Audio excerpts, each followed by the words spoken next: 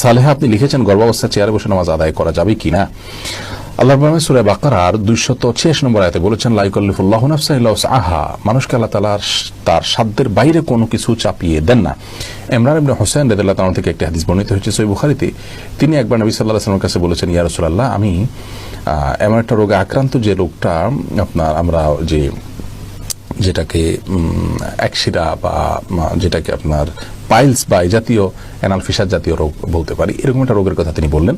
তখন নবী করিম সাল্লাল্লাহু আলাইহি ওয়াসাল্লাম তাকে বললেন, তিনি বললেন যে অবস্থা আমার সালাত পড়তে কষ্ট হয়। তখন তিনি বলেছেন, তুমি দাঁড়িয়ে সালাত আদায় করো যদি পারো, আর যদি না পারো তাহলে বসে পড়বে, আর না হলে তুমি কাত হয়ে বা শুয়ে পড়বে।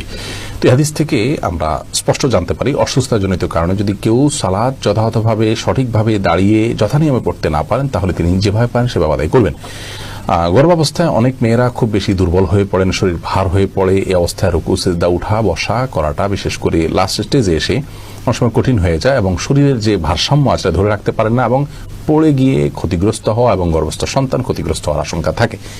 এরকম যদি অসুস্থ কোনো মা থাকেন এবং এই পর্যায়ে চলে যায়, তাহলে সেক্ষেত্রে তিনি যদি দাঁড়ানো থেকে চেয়ারে বসতে পারেন, চেয়ার থেকে দাঁড়াতে পারেন, এটুকু পারেন, তাহলে দাঁড়িয়ে সালাত শুরু করবেন। রুকু সিজদার সময় চেয়ারে বসে ইশারা রুকু সিজদা এবং বৈঠক এগুলো সব করবেন।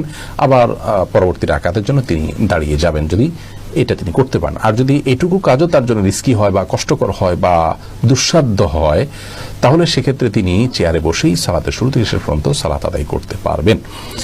আর যদি এরকম সমস্যা না থাকে, নিছক আরামায়েশের জন্য, নিছক তথাকথিত আপনার ভয় বা রিস্ক, যে রিস্কটা আসলে এরকম জোরালো কোনো রিস্ক না, এরকম মনে করে তিনি চেয়ারে বসে সালাত আদায় করেন, তাহলে কিন্তু সালাত হবে না।